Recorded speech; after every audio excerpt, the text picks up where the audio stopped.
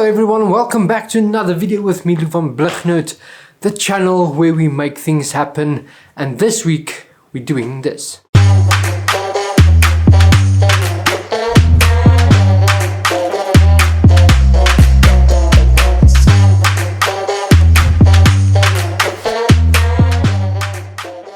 So yes, only a short 15-second spec ad, not that I was asked to, not sponsored by, I was just making it to make some stuff. And yes, this is the second video for the year. I originally planned out this saying I'll do a video a week. That changed to 2 videos a week. And then I said, no, you know what, I'm gonna do 1 a month. And February, nothing happened, but I have been busy with client work. I'm digressing. Let's get to today's video. So making this Pringles spec ad, I came with the idea watching some of Daniel Schiffer's videos and of course Austin Paul's videos. Also do this short form ads and has amazing content. Go check out their channels if you are inspired by these kind of videos. So there was a lot of challenges. This was a 2-day shoot. I think if I count the hours, it will be actually much more, but let's say 2-day shoot, 16-17 hours. And then of course the editing was another four days.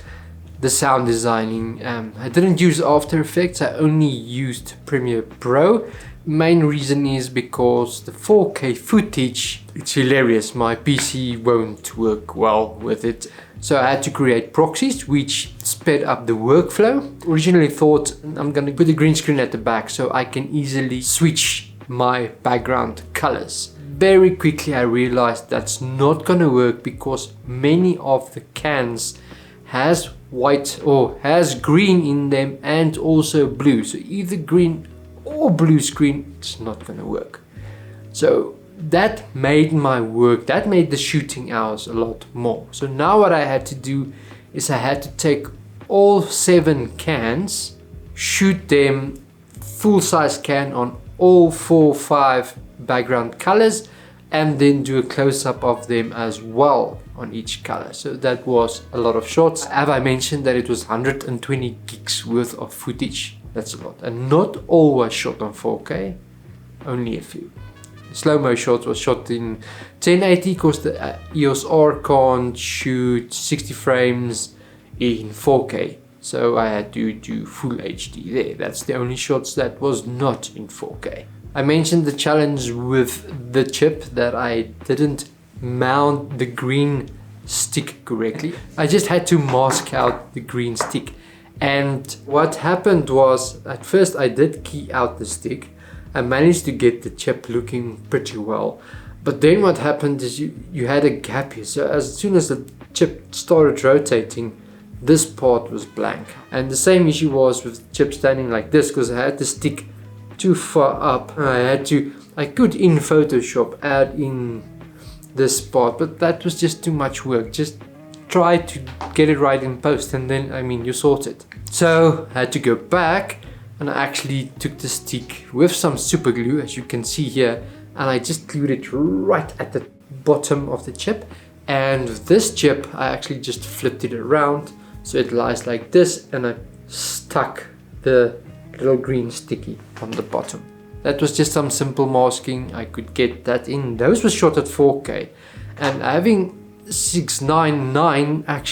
4K clips on my timeline at one time to figure out the timing and to bounce around, it was a mess. My system was just not happy at all. Even with a proxy, it was struggling. I had to render that segment every time and see if it works, then make adjustments, render, make. So I can't even really show you the editing because I can't screen grab while editing. Sorry for that. So you'll just have to believe what I'm saying, I guess. The can spinning was quite easy, although the turntable I have is a very cheap one. It was 100 and something rand. It's very cheap. It's like $10 or $11. And you can actually see, if I don't put on warp stabilizer, there is a bit of a shake. It's not smooth. So what I actually had to do is put weights in the can so it's heavy, because I remember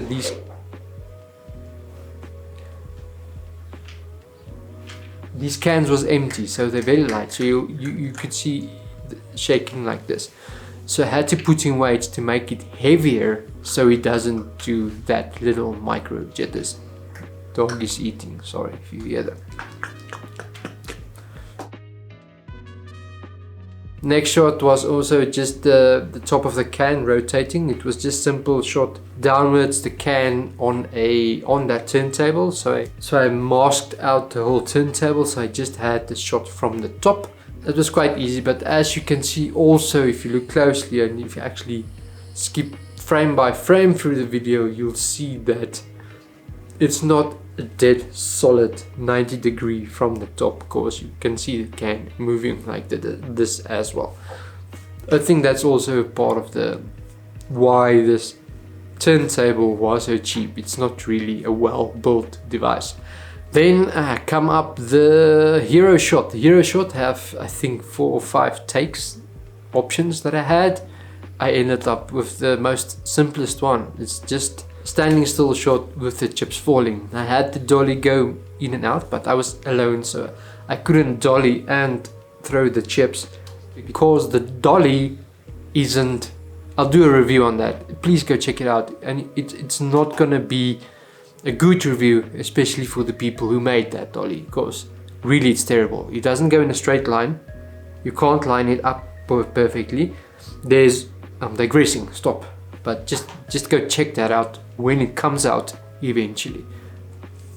Yeah, the hero shot. So I ended up with that. I just put in a simple rotate and zooming out with the chips falling and a little time remapping, cause the ending was a bit too long. I got some feedback, so the ending was too long, because the whole clip is about 10, 12, 11 seconds, and then the ending was also 10 seconds, which didn't really make sense. Although I'm still not happy with the ending, not with the hero shot, so to speak, but more with how the music ends. I didn't want to fade out. I wanted to just like a it ends. You see, now it was like a fade out of the music that doesn't really contribute to the whole poppy vibe that I was going for. And that's the video. That's my Pringles spec hat. It's very easy to get dismotivated with these kind of videos, because a 15-second video takes you a whole week to do, and that's without the planning, and people's responses is, oh, that's nice. And in the back of their mind, they're probably thinking, why do you waste your time with videos like this? And that's where I come in again. It's create and repeat. Somewhere along the line, someone's gonna see one of these videos, and maybe you can get some work from it. And if you don't, that's all the more why you should just continue on doing it, because it's gonna get better, better and better. And somewhere along the line, I can guarantee you someone's gonna contact you. Go out, go make it happen. I'll see you next week or next month. I'm sorry. Cheers.